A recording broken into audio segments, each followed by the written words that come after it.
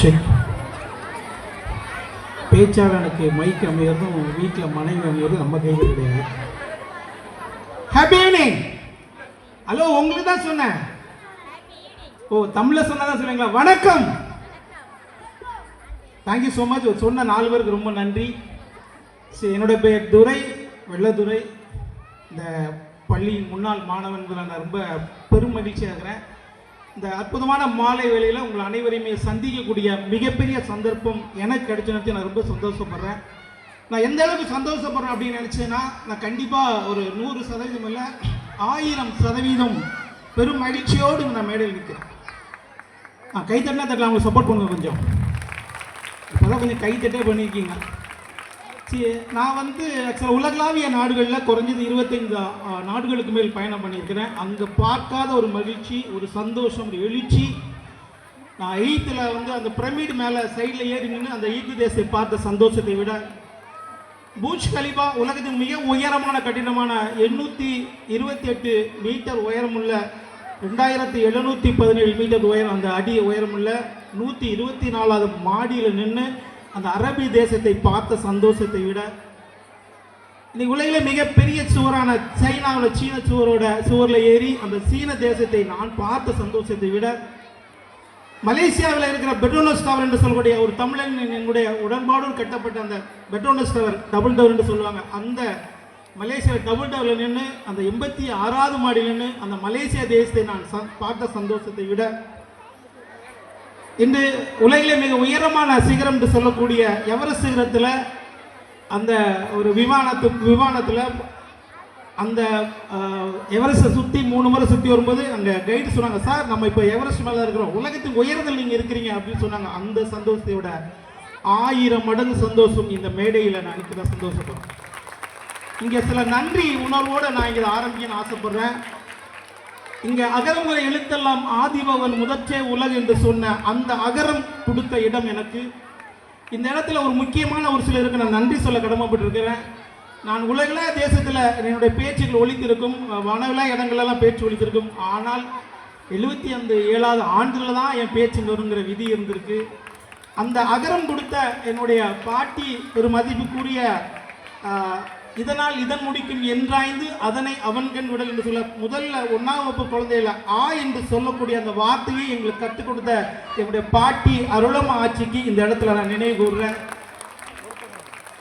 ஏன்னா அந்த சிம்மத்தொழிலுக்கு சொந்தக்காரங்க 1000 பேரை உருவாக்கி இருப்பாங்க. அந்த பாட்டிக்கு நான் நினைவு கூறுறேன்.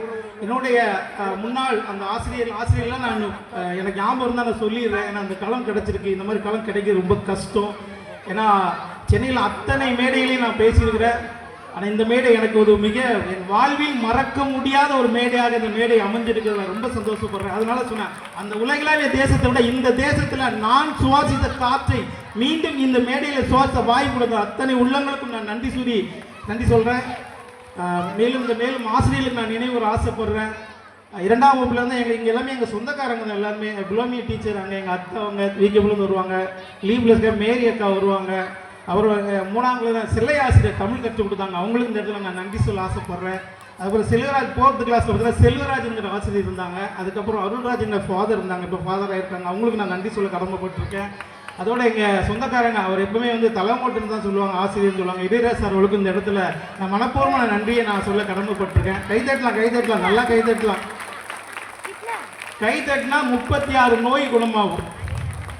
நல்லா கைத்தட்டினா நோயே வராது. நல்லா கைத்தட்டினா நோயே வராது. நல்லா கைத்தட்டு. உயிர் எவ்வளோ பயம் பார்த்தீங்களா? மேலும் பார்த்தீங்கன்னா 5ஆம் கிளாஸ் அப்படின்னு போகும்போது 5ஆம் வகுப்பு பவானி டீச்சர் அவங்களுக்கு இந்த இடத்துல நான் நன்றி சொல்ல கடமைப்பட்டிருக்கேன். 6ஆம் கிளாஸ்னா நம்ம அந்தோடி சார் வீராஞ்சு வருவாங்க, அவங்களுக்கும் நான் அந்த இடத்துல நான் நன்றி சொல்ல கடமைப்பட்டிருக்கேன். 7ஆம் வகுப்பில் பெரிய நாயகி அப்படிங்கிற ஒரு சிஸ்டர் இருந்தாங்க, அவங்களுக்கும் நான் நன்றி சொல்ல கடமைப்பட்டிருக்கேன். 8ஆம் கிளாஸில் எங்கள் பிரியா சொந்தக்காரங்க அந்தோனிராஜ் சார் அவங்க ஃபேமிலிக்கும் நான் நன்றி சொல்ல கடமைப்பட்டிருக்கேன். ரொம்ப நன்றி சொல்லணும் அப்படின்னா ஜோதி அக்கா, அவங்க அக்கான்னு கூப்பிடுவேன், டீச்சர்னு கூப்பிட மாட்டேன், நான் அக்கான்னு கூப்பிடுவேன். ஏன்னா போஸ் சார் அவங்களுடைய, ஏன்னா ஒரு வகுப்பில் ஒரு பள்ளியில் முழு முறையை எடுத்துக்கிறது யார் எடுத்துப்பாங்கன்னா தலைமையாசிரியர் எடுத்துப்பாங்க. அந்த தலைமையாசிரியர் சேர்த்து பொறுப்பெடுக்க யாருன்னா போஸ் சார் தான் எடுத்துப்பார். ஸோ அந்த போஸ் சாருக்கு என்னுடைய நன்றியை தெரிவிக்கிறேன். அதோட நான் படிக்கும்போது இங்கே இருந்த மாதாவாக சொல்லக்கூடிய மதர் என்று சொல்லக்கூடிய ஆரோக்கியமேரி அவர்களுக்கும் இந்த இடத்துல நன்றி சொல்ல கடமைப்பட்டிருக்கேன். ஸோ அத்தனை தெய்வங்களுக்கும் உயிர்களுக்கும் என்னுடைய அன்பார்ந்த நன்றியும் வணக்கத்தையும் நான் தெரிவிச்சுக்கிறேன். ஸோ ஒரு சில வார்த்தை தான் என்னால் பேச முடியும், பேசுகிறேன். ஏன்னா நான் மிகப்பெரிய பேச்சாளர்னு உங்களுக்கு யாருமே தெரியாது. 2 இல்லை 3 மணி இல்லை 6 மணி நேரம் இல்லை 16 மணி நேரம் கூட பேசுகிற வார்த்தைகள் இருக்குது. ஆனால் இந்த இடம் அது சரியான இடமா இருக்காது. ஏன்னா தேடல் நிறையா இருக்கும். அதனால் நான் வந்து சுருக்கமாக பேசி முடிச்சுக்கிறேன். ஸோ மாணவர்கள் இருக்கிறதுனால சொல்கிறேன், எந்த காலத்தில் எங்களுக்கு கைடு கிடையாதுங்க. இந்த மாதிரி எங்களை ஆர்கனைஸ் பண்ணுறதுக்கோ சொல்லிக் கொடுக்குறதுக்கோ ஆள்கள் கிடையாது. இன்றைக்கி களம் சரியாக இருக்குது, பிடிச்சிக்கோங்க. சரி, நான் உங்களுக்கு நிறைய ப்ரைஸ்லாம் கொண்டு வந்துருக்கிறேன். நான் சொல்லும்போது யாராவது கவனிச்சிருந்தீங்கன்னா அந்த ப்ரைஸ் சொல்லுங்கள். சொல்லுங்களா? நான் ஏற்கனவே பூச் கலிஃபாவோட உயரம் சொன்னேன். எவ்வளோ தெரியுமா? சொல்லுங்கள். ப்ரைஸ் இருக்குது இல்லை? பூச் கலிஃபாவோட மீட்டரில் உயரம் சொன்னேன். அதான் கவனிக்கணும். நான் பேச்சை கவனிச்சிங்கன்னா திருப்பி ப்ரைஸ் நிறைய வரும். இருக்கா? மலேசியாவில் ட்வின் டயரோட மாடி சொன்னேன். யாரும் உங்களுக்கு ப்ரைஸ் இருக்கு. ப்ரைஸ் வாங்க. மேடைக்கு வாங்க. மறுபடியும் சொல்றேன்,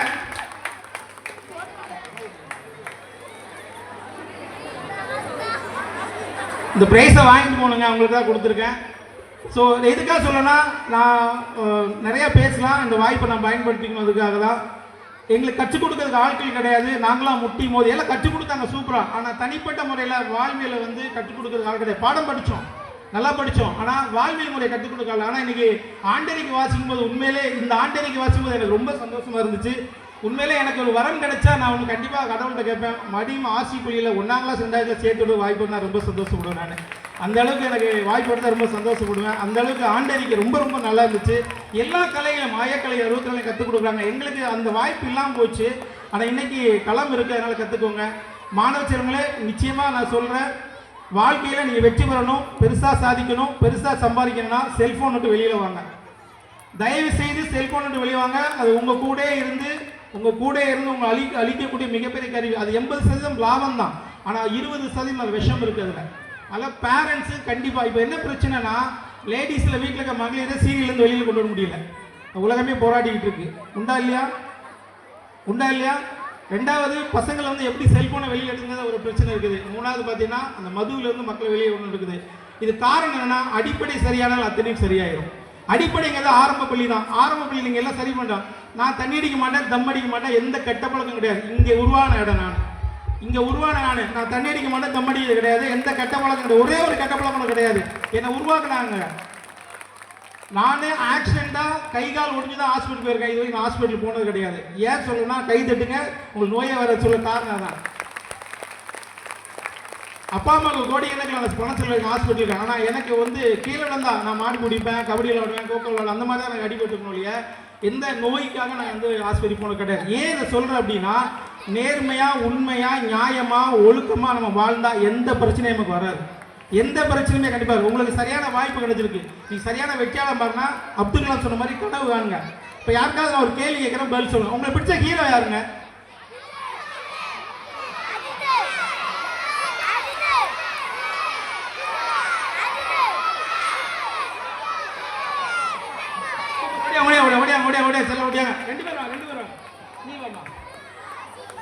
பிடிச்ச ஹீரோன்னு சொன்னாங்க, அப்பான்னு சொன்னாங்க. இவங்களை கை சொன்னாங்க அஜித் தான். யாருங்க அஜித்?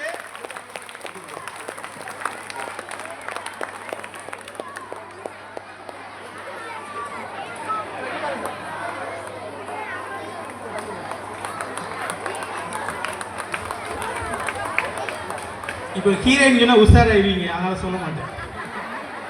இப்போ ஹீரோயின் சொன்னா யாரை சொல்லுவீங்க?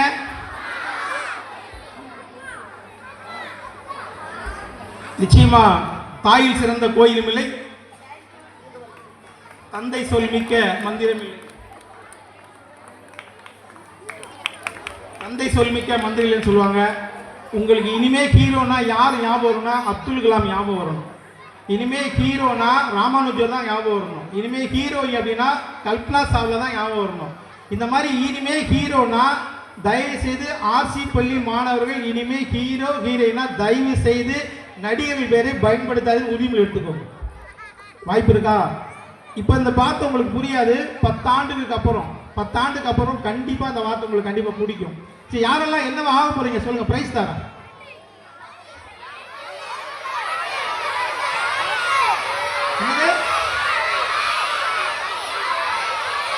என்னதுமா கலெக்டரா?